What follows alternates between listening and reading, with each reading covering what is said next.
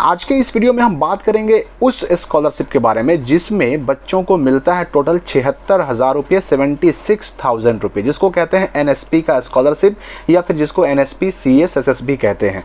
तो इस स्कीम के लिए अप्लाई कौन कर सकता है, कट ऑफ लिस्ट कैसे देख सकते हैं, हमारा उस लिस्ट में नाम है कि नहीं है, ये पैसा हमें कैसे मिलेगा, क्या क्या डॉक्यूमेंट लगेंगे, इसके लिए जो लिस्ट जारी होते हैं उस लिस्ट में हमारा नाम अगर नहीं है तो हमारे पास क्या विकल्प हैं, और सबसे बड़ी बात कि इसको अप्लाई करने में हमें किन सावधानियों को रखना चाहिए ताकि हमारे अकाउंट में पैसे आ सकें। मैं आपको फिर से बता दूं कि इसमें टोटल 76,000 रुपये मिलते हैं, थोड़े बहुत नहीं, अच्छी खासी राशि मिलती है।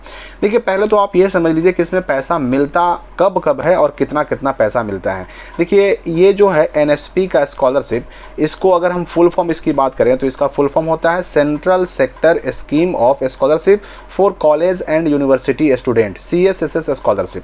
अब इसमें है ना, इस स्कीम के तहत छात्राओं को ग्रेजुएशन के तीनों वर्षों में, इंटर आपने पास कर लिया, 12 पास कर लिया, तो ग्रेजुएशन के तीनों वर्षों में आपको 12,000 रुपये प्रति वर्ष मिलता है। यानी फर्स्ट ईयर में भी 12,000, सेकेंड ईयर में भी 12,000, थर्ड ईयर में जाएंगे तो भी 12,000। अब यहाँ पर याद रखिए कि अगर फोर्थ ईयर में आप हैं तो फोर्थ ईयर में नहीं मिलता है, 3 साल के लिए ही मिलते हैं। अब ये अगर तीनों साल को हम जोड़ दें तो टोटल हो जाते हैं 36,000 रुपये। अब अगर ग्रेजुएशन किसी का पूरा हो गया, उसके बाद वह पोस्ट ग्रेजुएशन करता है, पीजी करता है, एमए, एमएससी, एमकॉम करता है, तो उसे फर्स्ट ईयर में फिर से 20,000 और सेकेंड ईयर में भी फिर से 20,000, यानी टोटल 2 वर्षों में 40,000 मिलते हैं। तो ये 40,000 को जोड़ लीजिए और 36,000 को जोड़ लीजिए तो टोटल मिल जाता है 76,000 रुपये सीएसएसएस स्कीम में। यानी एक बार अगर आपका नाम लिस्ट में आ गया तो आप 76,000 रुपये के हकदार बन जाते हैं। लेकिन इसके लिए करना क्या पड़ता है, तो मैं आपको बता दूं कि इसके लिए बिहार बोर्ड से जो 12 पास करने वाले स्टूडेंट्स हैं, यानी चाहे आप आर्ट्स से हों, साइंस से हों या कॉमर्स से हों, हम 24 वालों की बात नहीं कर रहे। जिन बच्चों ने 2025 में बिहार बोर्ड से इंटर का एग्ज़ाम पास किया है, 12 का एग्ज़ाम पास किया है, ऐसे बच्चों का सीएसएसएस कट ऑफ लिस्ट जारी होने जा रहा है और इस कट ऑफ लिस्ट में आपका नाम होगा तो ही आप इस स्कॉलरशिप के लिए अप्लाई कर पाएंगे। तो अब सवाल उठता है कि ये जो एनएसपी का कट ऑफ लिस्ट है ये आएगा कब, इस कट ऑफ लिस्ट में कितने % लाने वालों का नाम रहता है, तो इन सारी चीज़ों के लिए मैं आपको दिखाता हूँ पिछले साल का कट ऑफ लिस्ट।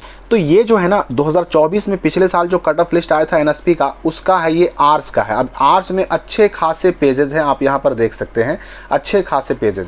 अब इसमें सबसे लास्ट पेज में देखते हैं हम कि आखिर कितने % तक वाले बच्चों का सिलेक्शन इसमें हो पाया था, क्योंकि देखिए आपका परसेंटेज कितना आया 12 में उससे डिपेंड करता है, उसी पर डिपेंड करता है कि आपका इस साल नाम आ पाएगा कि नहीं आ पाएगा। तो ये जो पीडीएफ आप देख रहे हैं ये पिछले साल 2024 में साइंस वालों का कट ऑफ लिस्ट है। इसमें हम सबसे लास्ट पेज में चलेंगे ताकि हमें मालूम पड़े कि कितने % वालों तक का पिछले साल सिलेक्शन हो पाया था। देखिए यहाँ पर 69.4%, 69 यानी 69.4% तक जिन बच्चों ने साइंस में लाया था मार्क्स, उन बच्चों का नाम एनएसपी कट ऑफ लिस्ट में आया था पिछले साल 2024 में। तो लगभग इस साल भी इसी के आसपास रहने की संभावना है। अब यहाँ पर देखिएगा तो ये पीडीएफ जो है ना, ये थोड़े बहुत नहीं बल्कि 3,465 पेज का है, ये 3,465 पेज का। इसको आप देख भी सकते हैं, इस पिछले साल के पूरे पीडीएफ को आप डाउनलोड भी कर सकते हैं, उसका लिंक कमेंट और डिस्क्रिप्शन में दिया हुआ है। ये मैंने आपको साइंस का दिखाया। उसके बाद अगर आर्ट्स की बात करें तो आर्ट्स में टोटल 592 पेज का पीडीएफ पिछले साल जारी हुआ था। इस 592 के पीडीएफ में सबसे लास्ट में हम चलते हैं और इसमें देखिए 62.2% यानी 62.2% तक वालों का आर्ट्स में सिलेक्शन हुआ था, एनएसपी कट ऑफ लिस्ट में नाम आया था। और ये जो लिस्ट है ये कॉमर्स वालों का है, ये 223 पेज का है। इसके सबसे लास्ट में हम चलेंगे और इसमें देखते हैं कितने % वालों का आया था। तो 74.4% तक वालों का पिछले साल एनएसपी कट ऑफ लिस्ट में नाम आया था। तो 74.4% हो गया कॉमर्स का, और इस तरह से साइंस आर्ट्स आप देख ही चुके हैं। इतने % के अगर आप आसपास हैं तो आपका भी नाम एनएसपी कट ऑफ लिस्ट में इस साल आ सकता है। अब सवाल उठता है कि एनएसपी कट ऑफ लिस्ट में नाम आएगा तो हमें मालूम कैसे पड़ेगा, तो देखिए उसके लिए आपको हमारे चैनल से सूचना मिलेगी। नाम आएगा कब, ये कट ऑफ लिस्ट जारी होगा कब, तो पिछले साल कट ऑफ लिस्ट जारी हुआ था 25 अगस्त को, 25/8/2024 को पिछले साल कट ऑफ लिस्ट जारी हुआ था।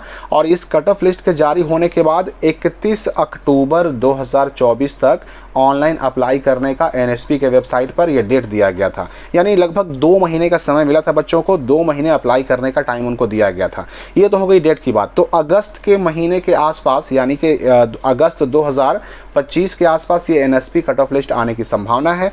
अब रही बात कि इस लिस्ट में अगर हमारा नाम आ जाए तो हमें किन सावधानियों को रखना होगा। तो देखिए, NSP कट ऑफ लिस्ट में नाम आने के बाद आपको कुछ डॉक्यूमेंट्स की ज़रूरत पड़ती है। सबसे पहले तो आधार कार्ड आपका होना चाहिए। आधार कार्ड बैंक अकाउंट से सीडेड भी होना चाहिए। सीडेड क्या होता है मैं ऑलरेडी कई वीडियो में बता भी चुका हूं, तो अगर आप नहीं जानते हैं तो कमेंट डिस्क्रिप्शन में दिए हुए वीडियो के लिंक से आप जान भी सकते हैं कि सीडेड क्या होता है। तो आधार कार्ड सीडेड होना चाहिए। बैंक पासबुक की जरूरत पड़ सकती है। शैक्षणिक प्रमाण पत्र में आपको 10 और 12 का या फिर स्नातक के बाद अगर किसी स्कॉलरशिप का अप्लाई कर रहे हैं तो फिर स्नातक का भी मार्कशीट की जरूरत पड़ेगी। अगर हम NSP CSS की बात करें तो NSP के लिए CSS के लिए बस 10 और 12 के मार्कशीट की जरूरत पड़ेगी। फिर आपका आय प्रमाण पत्र 1 साल के अंदर का होना चाहिए। जातीय और आवासीय की भी जरूरत पड़ सकती है और एक फ़ोटो अपलोड करना पड़ेगा। मोबाइल नंबर और ईमेल आईडी की ज़रूरत पड़ेगी। यहाँ पर एक बात याद रखिए कि अब NSP के कट ऑफ लिस्ट के लिए, NSP के स्कॉलरशिप के लिए आपको जो अप्लाई करने का मौका मिलता है उसके लिए अब सबसे पहले ना OTR करना पड़ता है। OTR का मतलब होता है वन टाइम रजिस्ट्रेशन, और OTR करेंगे तो OTR का एक नंबर मिलेगा। उसी OTR नंबर से फिर आपको अप्लाई करना होता है। ये जब समय आएगा तो मैं आपको डिटेल से बताऊंगा। तो ये OTR करने के लिए जो है ना, वन टाइम रजिस्ट्रेशन करने के लिए अगर पहले से किया हुआ तब तो नहीं करना पड़ेगा, लेकिन एक बार तो करना ही पड़ेगा। जो पहली बार भर रहे हैं फॉर्म उनको OTR करना ही पड़ेगा। और OTR करने के लिए ना आपका आधार नंबर जो है उसमें जो मोबाइल नंबर रजिस्टर्ड है वो चालू होना चाहिए। आधार के रजिस्टर्ड मोबाइल नंबर पर ही OTP जाता है, तभी आपका OTR सक्सेसफुली हो पाता है। इसलिए अगर आपके आधार कार्ड में कोई नंबर रजिस्टर्ड नहीं है या अगर रजिस्टर्ड है पर वो नंबर बंद हो चुका है तो जितनी जल्दी हो सके अपने आधार कार्ड से नया मोबाइल नंबर जुड़वा लें। और इससे क्या होगा कि आप आराम से OTR कर पाएंगे। OTR होगा तो ही आप NSP के CSS के लिए अप्लाई कर पाएंगे और तभी आप 76,000 स्कॉलरशिप का लाभ ले पाएंगे। तो अगस्त के महीने में ये लिस्ट आने की पूरी संभावना है। इस बारे में और भी जो नए अपडेट्स आएंगे उसकी जानकारी मैं आपको देता रहूँगा। इस वीडियो के लिए फ़िलहाल इतना ही।